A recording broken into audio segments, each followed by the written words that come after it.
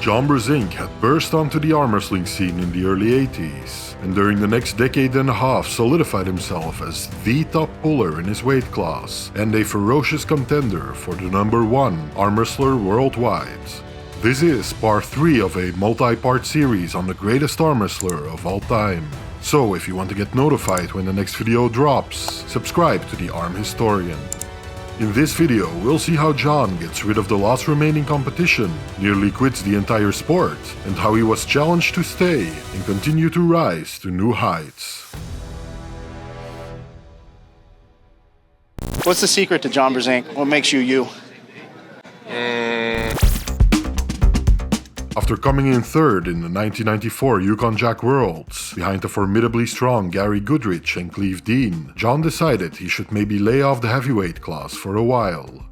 In the subsequent edition of the notorious tournament, he would enter the middleweights, which had become somewhat of a battleground between John's brother Bill and the legendary Johnny Walker in previous editions. In 1995, the two Brzenk brothers would meet in the middleweight finals, where John handily took the win in this family affair. All right, I'm with Bill Brzenk, the runner-up again for the last 5 years. John, your brother drops down a weight division. That has to be tough. Yeah, I trained with him, so it was kind of a disappointment that he dropped out of the heavyweight and jumped into my class. I was hoping this would be my year, but it turned out to be his, so maybe next year. Meanwhile, Gary and Cleve were still taking names in the heavyweight class, albeit now with some notable competition. A young Jerry Caderet took 3rd place that day, and Ron Bath, who we've seen giving John some serious issues in the previous part of this series, took home 4th place. The 96 edition of Yukon Jack looked nearly identical to the previous one, with John and Bill taking 1st and 2nd respectively in their weight class, and Gary Goodrich, Jerry Caderet, and Ron Bath taking the top 3 in the heavyweights.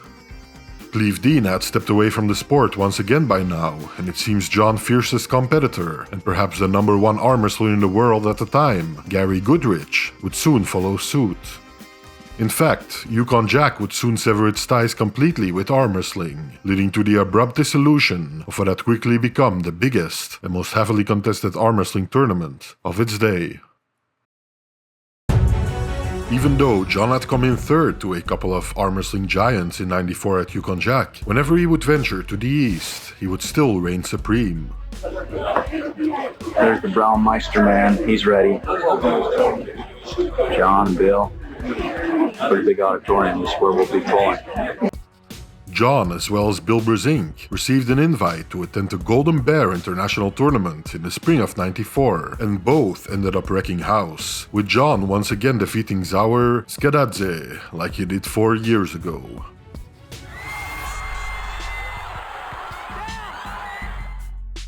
However, when John would attend the Russian tournament for the 3rd time, now in '98, another 4 years on, things didn't go quite as smoothly.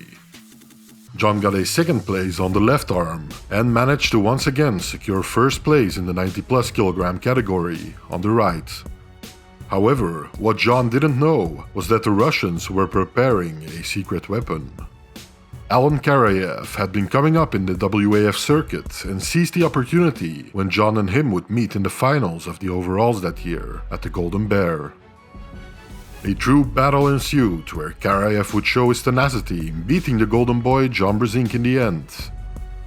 Karayev would be one of only a small handful of people who had a winning record on Brzenk, although this was in part because of his relatively short-lived career in the sport. This unexpected loss did mean, however, that the East was stepping up its game when it came to the sport of iron arms, and John had front row seats to the action. During the mid to late 90s, another organization was taking shape, although they would end up focusing more on super matches. Arm Wars, the brainchild of Neil Pickup, seems to have hosted John Brzenk multiple times during this period, although little to no evidence of the existence of these events is publicly available. It was also here where his nickname, the Perfect Storm, would originate. Although he was known as the Golden Boy up until that time, his new moniker would stick, and the Perfect Storm became synonymous with Brzenk, hinting at his well-roundedness on the table. The main event was another big tournament held for only 2 years in Idaho, USA, that sought to fill the big shoes of the once infamous Yukon Jack tournament. The tournament was massive with a huge prize payout for the day, and as a consequence, some of the top guys won their weight classes that day, including John and Bill Brzenk. 1 year on, in its second and unfortunately final event, John and Bill would repeat their performance once more. Even though John hadn't entered the Petaluma tournament for nearly 5 years, he returned with a vengeance in the mid-90s, winning 3 classes spread over 2 arms in the 96 edition. 2 years on, now in 1998, Brzenk would secure one of his most impressive single-day victories of his career at that very same Petaluma championship. Not only winning the middle and light heavyweight classes on the left arm, but also absolutely sweeping everyone on the right arm in the middle, light heavyweight, and heavyweight classes. John's impressive multi-class victories at the Petaluma Worlds meant that he was officially at the top of the pack once again.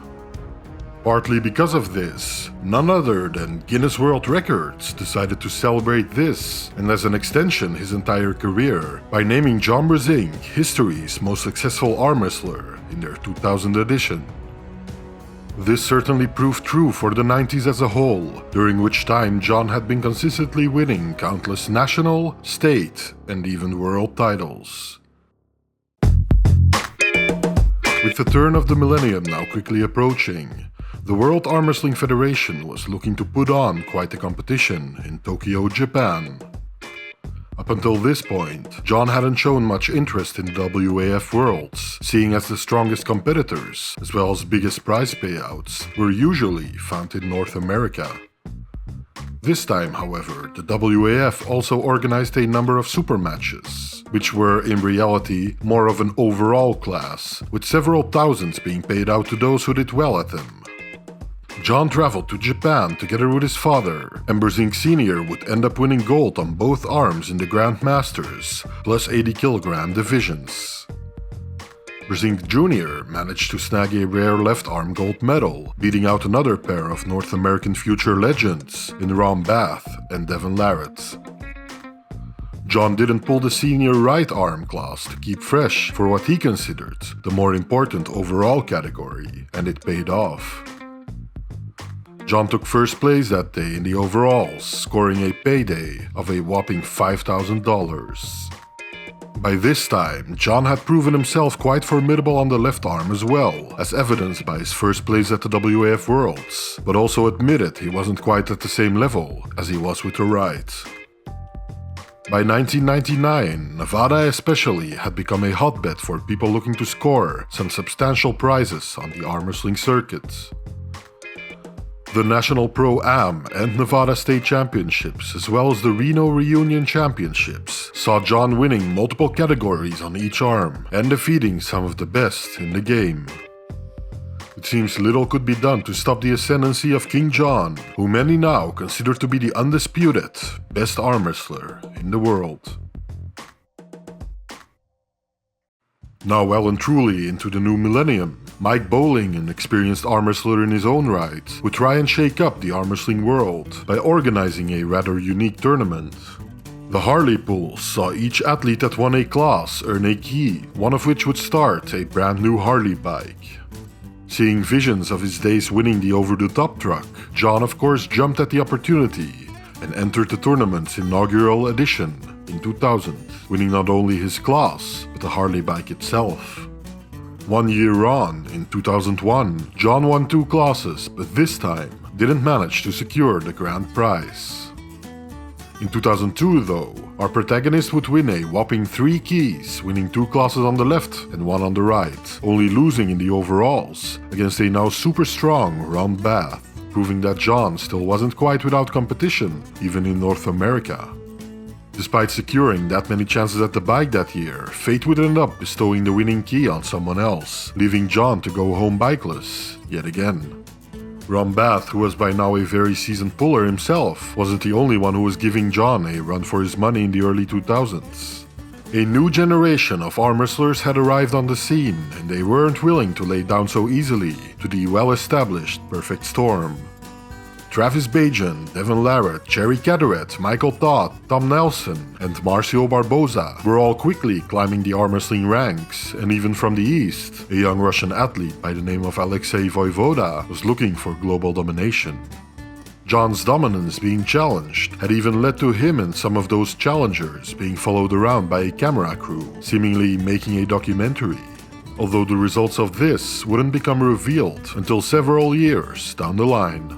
In a surprising turn of events, John would enter his very last Petaluma World Wrist Wrestling Championship in the fall of 2001 and said goodbye in extremely dominant fashion. He won 5 out of 6 categories he entered that day, only losing once in the left arm heavyweight finals. There were other tournaments that started popping up around North America that also offered some big cash prizes, like the GNC Pro Performance Arm Wrestling Championships, where John performed really well, although no footage seems to be publicly available. The Arnold Classic was also in full swing by now, but John elected not to participate in that one until the mid-2000s. Hi, I'm Cobra Rhodes, 16-time world champion arm wrestler, and today live from sunny California, you'll see some of the best arm wrestlers walking the earth. In April of 2003, what is perhaps one of the most impressive feats of arm wrestling prowess took place at a side table, the California Pro-Am Arm Wrestling Championship. Apart from the huge main event in the tournament, which drew some of the most competent arm wrestlers of North America, the John Brzenk challenge arguably stole the spotlight that day. John had agreed to arm wrestle 102 matches in a row, with any challengers being able to participate freely. Eager contenders were able to bid on any of the spots in line to face John in a silent auction, with many of them trying to get an edge over John by finding the perfect spot in order to beat him. Face him too early, and John might be too fresh. Face him too late, and he might already have been beaten. With $1,500 on the line for the first person to beat John Brzenk in this challenge, many elite pullers of the day tried their luck, with some of them, like Travis Bajan, buying multiple tries against the champ. Despite strategizing, one after the other fell before John Brzenk's mighty right arm that day, and nobody claimed the cash prize. Until this time, one of John's main, self-admitted motivations for arm wrestling as much as he did in a competitive setting was a financial one. For the first several decades of his career, he participated in the highest paid tournament of nearly every year and consistently took home the biggest cash prizes the sport had ever seen. He also participated in numerous national and state level tournaments, doing well whenever he showed up. Despite this, it seems John was coming to terms with the fact that his lifetime winnings weren't super impressive, or at least not enough to solely sustain him, and that the dream of becoming exclusively a professional arm wrestler was still exactly that, a dream. John was quickly approaching his 40s and felt like his arm wrestling career would soon be something of the past, all the while contending with chronic tendonitis in his elbow.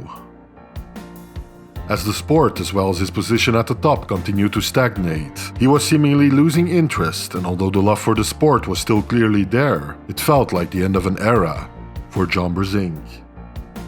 How much longer are you going to continue to compete?